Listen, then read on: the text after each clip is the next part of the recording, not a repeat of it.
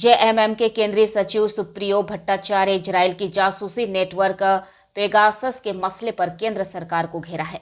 सुप्रियो भट्टाचार्य ने कहा कि मसला देश के नागरिक स्वतंत्रता और देश की सुरक्षा को लेकर है कि जासूसी का काम 2017 से चल रहा है, जिसमें प्रारंभिक सूची में पत्रकार, विपक्ष के नेता और सिटिंग जज के नाम सामने आए हैं। क्या देश में सरकार के खिलाफ बोलना लिखना संवैधानिक तौर पर प्रतिबद्ध हो गया है? इसी अनैतिक कार्य को ढकने के लिए मंत्रिमंडल में फेरबदल हुआ था, जिसमें तत्कालिक आईटी मिनिस्टर रविशंकर प्रसाद को उनके पद से हटाने का कारण यह भी था। बीजेपी के खिलाफ राजनीति करने वाले दलों के लिए यह एक बड़ा इशारा है। विपक्ष का और पत्रकारों का फोन टैपिंग करना, उनकी निजी डेटा को चुराना कहीं से उचित नहीं है। देश में अब राज्य सरकार, विभिन्न संवैधानिक पदों पर बैठे हुए अधिकारी, पुलिस महकमा के लोग, किसी का डाटा सुरक्षित नहीं है।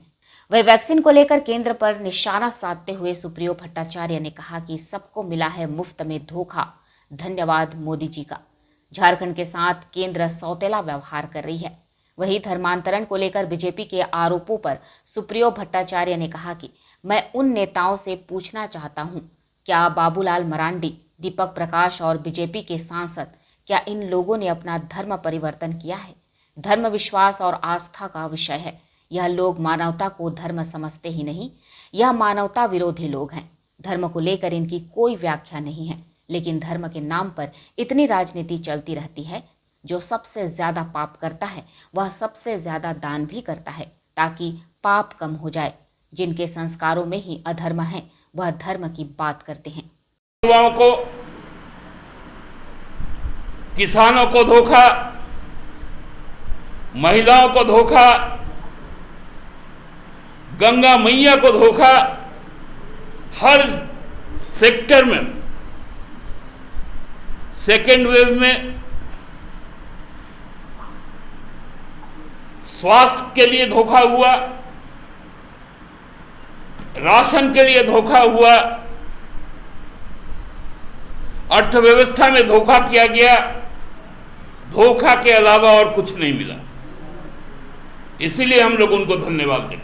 आप किसी का जासूसी करें, इसका कोई प्रावधान नहीं। हमको लगता है आज के दिन में इससे बड़ी समस्या और कोई नहीं हो सकती।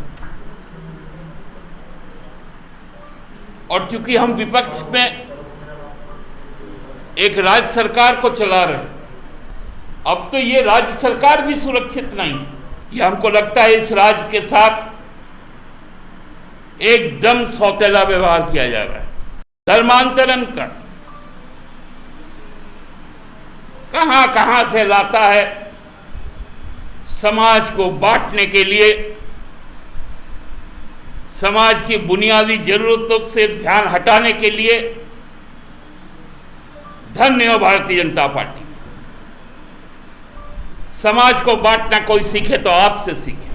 वी टाइम न्यूज के लिए रांची से दिलीप सिंह परिहार की रिपोर्ट।